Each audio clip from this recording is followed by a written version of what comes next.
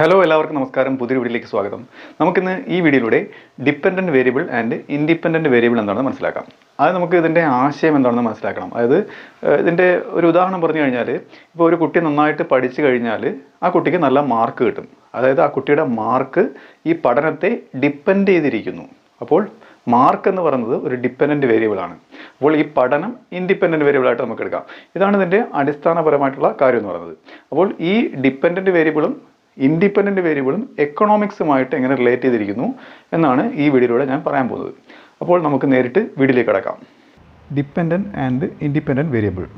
അത് നമുക്ക് വേരിയബിൾ എന്താണെന്ന് മനസ്സിലാക്കാം. അതായത് മാറിക്കൊണ്ടിരിക്കുന്ന, വേരി ചെയ്യുന്ന ഒന്ന്, ഒരു നമ്പർ അല്ലെങ്കിൽ ഒരു ക്വാണ്ടിറ്റിയോ എന്തായാലും അത് വേരി ചെയ്യുന്ന ഒന്നിനെയാണ് വേരിയബിൾ എന്ന് പറയുന്നത്. അപ്പം a variable is a characteristics quantity or number. Okay, ഒരു സവിശേഷതയോ അല്ലെങ്കിൽ ഒരു അളവോ അല്ലെങ്കിൽ ഒരു നമ്പറോ that the experimenter is trying to measure. അതായത് ഒരു പരീക്ഷണം നടത്തുന്ന ആൾ അളക്കാൻ ശ്രമിക്കുന്ന, മാറിക്കൊണ്ടിരിക്കുന്ന ഞാൻ ഈ പറഞ്ഞ 3 കാര്യങ്ങളെയാണ് വേരിയബിൾ എന്ന് പറയുന്നത്.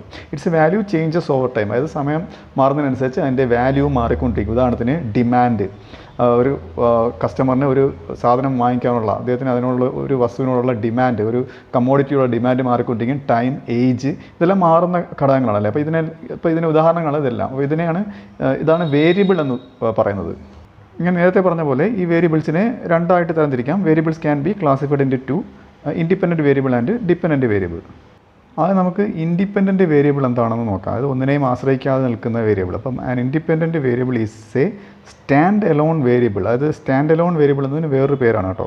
അതെന്തുകൊണ്ടാണ്? Which can be changed in A scientific experiment. അതൊരു പരീക്ഷണത്തിലൂടെ അല്ലെങ്കിൽ നാച്ചുറൽ ആയിട്ടോ അത് സ്വയം അങ്ങനെ മാറുകയാണ്. ഇപ്പോൾ ഉദാഹരണത്തിന് ടൈമിൻ്റെ കേസ് എടുത്ത് അല്ലെങ്കിൽ ഡിമാൻഡിൻ്റെ കേസ് എടുത്ത് കഴിഞ്ഞാൽ അതിങ്ങനെ ഒരു എക്സ്പെരിമെൻറ്റിലൂടെ അല്ലെങ്കിൽ ഒരു സമയത്തിൻ്റെ അടിസ്ഥാനത്തിൽ മാറിക്കൊണ്ടിരിക്കുന്ന ഒരു ഘടകമാണ് independent variable.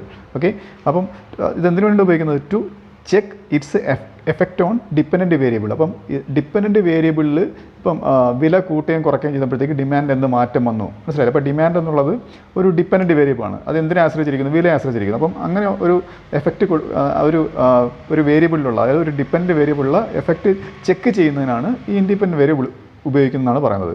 It is also known as manipulated variable. അത് മാനിപ്പുലേറ്റഡ് വേരിയബിൾ എന്ന് വേറൊരു പേരിലും ഇത് അറിയപ്പെടുന്നത്. കാര്യം നമുക്കത് മാനിപ്പുലേറ്റ് ചെയ്യാൻ, ചേഞ്ച് ചെയ്യാൻ കഴിയുന്ന ഒന്നായതുകൊണ്ട് നമുക്കത് വേരി ചെയ്തിട്ട് അതിൻ്റെ മെഷർ അളക്കാം എന്നുള്ളത് കൊണ്ട്.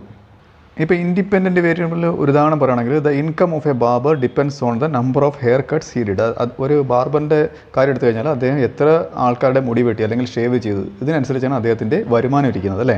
അപ്പോൾ the number of hair cuts he did is the independent variable. അദ്ദേഹം എത്ര ഹെയർ കട്ട് നടത്തി അല്ലെങ്കിൽ എത്ര ഷേവിങ് നടത്തി, ഇതാണ് ഇൻഡിപെൻഡൻറ്റ് വേരിയബിൾ എന്ന് പറയുന്നത്. അപ്പം ഇതിനനുസരിച്ച് ഇൻകം മാറുന്നു. അപ്പോൾ ഇൻകം ഒരു ഡിപ്പെൻഡൻറ്റ് വേരിയബിളാണ്. ഏതിനെ ഡിപ്പെൻഡ് ചെയ്തിരിക്കുന്നു? അദ്ദേഹത്തിൻ്റെ ഹെയർ കട്ടിനെ ഡിപ്പെൻഡ് ചെയ്തിരിക്കുന്നു. ഞാനത് മനസ്സിലാൻ വേണ്ടിയിട്ട് പിക്ചറൈസ് ചെയ്ത് കാണിച്ചതേ ഉള്ളൂ. അദ്ദേഹം നടത്തുന്ന ഹെയർ കട്ട് ഇൻഡിപെൻഡൻറ്റ് വേരിയബിളും അദ്ദേഹത്തിന് ഇൻകം ഡിപ്പെൻഡൻറ്റ് വേരിയബിളാണ്. ഈ ഇൻകം അദ്ദേഹത്തിൻ്റെ ഹെയർ കട്ടിനെ ഡിപ്പെൻഡ് ചെയ്തിരിക്കുന്നു. അതുകൊണ്ട് ഇൻകം ഡിപ്പെൻഡൻറ്റ് വേരിയബിളാണ്. ഇനി നമുക്ക് ഡിപ്പെൻഡൻറ്റ് വേരിയബിൾ എന്താണെന്ന് മനസ്സിലാക്കാം. ഓൾറെഡി നിങ്ങൾക്ക് മനസ്സിലായി കഴിഞ്ഞു. നമ്മൾ അതിൻ്റെ ഡെഫിനിഷൻ നോക്കാം. Dependent variable റിലൈസ് on another variable four it's value. അതായത് അതിൻ്റെ വാല്യൂ കിട്ടണമെന്നുണ്ടെങ്കിൽ അത് വേറൊരു ഘടകത്തെ വേറൊരു വേരിയബിളെ ആശ്രയിച്ചിരിക്കുന്നു. നേരത്തെ പറഞ്ഞ ആ ഹെയർ കട്ടിൻ്റെ ഉദാഹരണം തന്നെ എടുത്തു കഴിഞ്ഞാൽ നമുക്ക് മനസ്സിലാവും. It is the variable which is being measured or affected in A scientific experiment. അതായത് ഒരു സയൻറ്റിഫിക് എക്സ്പെരിമെൻറ്റിലൂടെ മെഷർ ചെയ്യാൻ പറ്റുന്ന ഒന്നാണ്, മെഷർ ചെയ്യുന്ന ആ ഒരു ഘടകമാണ് ഡിപ്പെൻഡൻറ്റ് വേരിയബിൾ എന്ന് പറയുന്നത്. It is also known as responding variable. ഇത് റെസ്പോണ്ടിങ് വേരിയബിൾ എന്നും അറിയപ്പെടുന്നത്. എന്തിനോട് റെസ്പോണ്ട് ചെയ്യുന്നു? ആ ഇൻഡിപെൻഡൻറ്റ് വേരിയബിളിനോട് റെസ്പോണ്ട് ചെയ്യുന്നു. ഇവിടെ ഉദാഹരണം എടുക്കുകയാണെന്നുണ്ടെങ്കിൽ the quality of a product, ഒരു ഉൽപ്പന്നത്തിൻ്റെ അതിൻ്റെ ഗുണനിലവാരം എന്ന് പറയുന്നത് അത് ഉണ്ടാക്കാൻ ഉപയോഗിച്ചിരിക്കുന്ന റോ മെറ്റീരിയൽസിനെ അടിസ്ഥാനമാക്കിയിരിക്കുന്നു. അപ്പോൾ എന്താണ്? അപ്പോൾ ആ പ്രൊഡക്റ്റ് എന്ന് പറയുന്നത് ഡിപ്പെൻഡൻറ്റ് വേരിയബിളാണ്. അത് എന്തിനെ ഡിപ്പെൻഡ് ചെയ്യുന്നു? ആ ക്വാളിറ്റി ഓഫ് റോ മെറ്റീരിയൽസിനെ ഡിപ്പെൻഡ് ചെയ്തിരിക്കുന്നു. മനസ്സിലായി? അപ്പോൾ the quality of product depends on the quality of raw materials used for producing the product. Here quality of the product is the dependent variable. അപ്പോൾ ആ പ്രൊഡക്റ്റിൻ്റെ ക്വാളിറ്റിയാണ് ഡിപ്പെൻഡൻറ്റ് വേരിയബിൾ എന്ന് പറയുന്നത്. ഇപ്പോൾ ഞാൻ കാണിച്ചിരിക്കുന്ന എല്ലാം പ്രൊഡക്ട്സ് ആണ്. ഈ പ്രൊഡക്ട്സ് എന്ന് പറയുന്നത്, ഈ പ്രൊഡക്ട്സിൻ്റെ ക്വാളിറ്റി എന്ന് പറയുന്നത് ഒരു ഡിപ്പെൻഡൻറ്റ് വേരിയബിളാണ്. ആ പ്രൊഡക്ട്സിൻ്റെ ക്വാളിറ്റി എന്തിനെ ഡിപ്പെൻഡ് ചെയ്തിരിക്കുന്നു? Quality of the raw materials. അപ്പോൾ quality of the raw materials എന്നാണ് ഇൻഡിപെൻഡൻറ്റ് വേരിയബിൾ. ഈ പ്രൊഡക്റ്റിൻ്റെ ക്വാളിറ്റി ഡിപ്പെൻഡൻറ്റ് വേരിയബിൾ. മനസ്സിലായില്ലേ?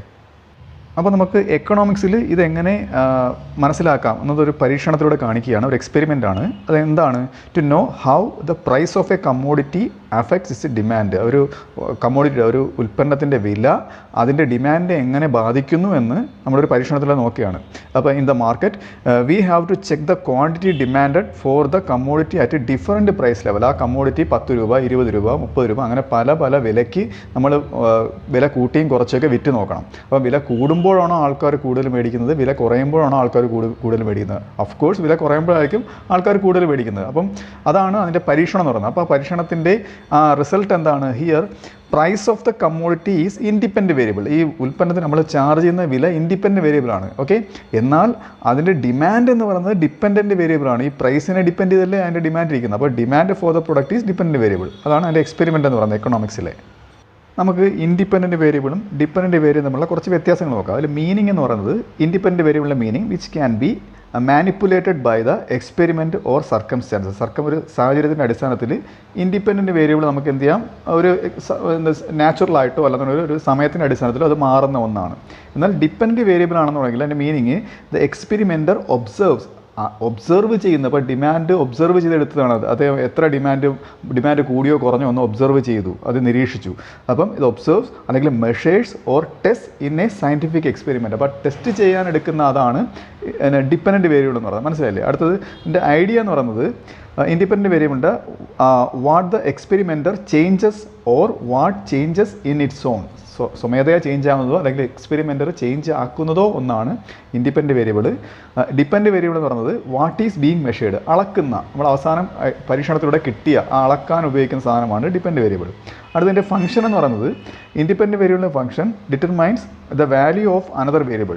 മറ്റൊരു വേരിയബിളിൻ്റെ വാല്യൂ ഡിറ്റർമൈൻ ചെയ്യുന്നതിന് വേണ്ടിയിട്ടാണ് ഇൻഡിപെൻഡൻറ്റ് വേരിയബിൾ എടുക്കുന്നത്. എന്നാൽ dependent variable shows the effect of change, ഒരു മാറ്റത്തിൻ്റെ എഫക്റ്റാണ് കാണിക്കുന്നത്.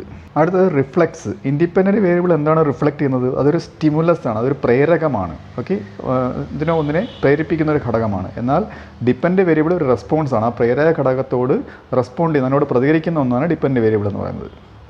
അടുത്തതിൻ്റെ റിലേഷൻ നോക്കുകയാണെന്നുണ്ടെങ്കിൽ ഇൻഡിപെൻഡൻറ്റ് വേരിയബിൾ എന്ന് പറഞ്ഞാൽ ഒരു പ്രസ്യൂംഡ് കോസാണ്, അത് ഊഹിക്കപ്പെടുന്ന ഒന്നാണ് ഇൻഡിപെൻഡൻറ്റ് വേരിയബിൾ. എന്നാൽ ഡിപ്പെൻഡൻറ്റ് വേരിയബിൾ എന്ന് പറയുന്നത് ഒരു ഒബ്സർവ്ഡ് എഫക്റ്റാണ്, അതായത് ഒരു നിരീക്ഷിക്കപ്പെടുന്ന ഒരു എഫക്റ്റാണ് ഡിപ്പെൻഡൻറ്റ് വേരിയബിൾ. പിന്നെ റിഗാർഡഡ് ആസ്, അത് എന്തുമായിട്ട് ബന്ധപ്പെട്ടിരിക്കുന്നു? ഇൻഡിപെൻഡൻറ്റ് വേരിയബിൾ എക്സ്പെരിമെൻറ്റ് കൺട്രോളർ ആയിട്ട് ബന്ധപ്പെട്ടിരിക്കുന്നു. ഒരു എക്സ്പെരിമെൻറ്റ് കൺട്രോളറാണ്, മനസ്സിലല്ലേ? ഒരു എക്സ്പെരിമെൻറ്റ് നിയന്ത്രിക്കുന്ന ഒരു ഘടകമാണ്. എന്നാൽ ഒരു എക്സ്പെരിമെൻ്റാണ്, ഒരു പരീക്ഷണത്തിലൂടെ വേർതിരിഞ്ഞ് വരുന്ന ഒന്നാണ് ഡിപ്പെൻഡൻറ്റ് വേരിയബിൾ എന്ന് പറയുന്നത്. ഓക്കെ, അതിൻ്റെ വാല്യൂസ് നോക്കുകയാണെന്നുണ്ടെങ്കിൽ ഇൻഡിപെൻഡൻറ്റ് വേരിയബിളിൻ്റെ അത് മാനിപ്പുലേറ്റഡ് ബൈ ദ റിസർച്ചറാണ് ഇത് മാനിപ്പുലേറ്റ് ചെയ്യുന്നത്, വേരി ചെയ്യുന്നത്. ഓക്കെ, എന്നാൽ ഡിപ്പെൻഡൻറ്റ് വേരിയബിളോ observed by the researcher observe ചെയ്യുന്ന ഒന്നാണ്. അത് റിസർവർ മാനിപ്പുലേറ്റ് ചെയ്യുന്ന ഒന്നല്ല, അത് അതിൻ്റെ ഒരു ഔട്ട്പുട്ടാണ് ഡിപ്പെൻഡൻറ്റ് വേരിയബിൾ. അദ്ദേഹം ഒബ്സർവ് ചെയ്യുന്ന ഒന്നാണ് ഡിപ്പെൻഡൻറ്റ് വേരിയബിൾ. അപ്പം അടുത്തത് ഡിനോട്ടഡ് ബൈ, അതായത് ഇൻഡിപെൻഡൻറ്റ് വേരിയബിൾ എക്സ് എന്ന അക്ഷരം കൊണ്ട് സൂചിപ്പിക്കുന്നു, ഡിപ്പെൻഡൻറ്റ് വേരിയബിൾ വൈ എന്ന അക്ഷരം കൊണ്ടും സൂചിപ്പിക്കുന്നു. അപ്പോൾ ഈ വീഡിയോ നിങ്ങൾക്ക് മനസ്സിലായെന്ന് വിശ്വസിക്കുന്നു. അടുത്ത വീഡിയോയിലൂടെ മറ്റൊരു വിഷയമായി വീണ്ടും കാണാം.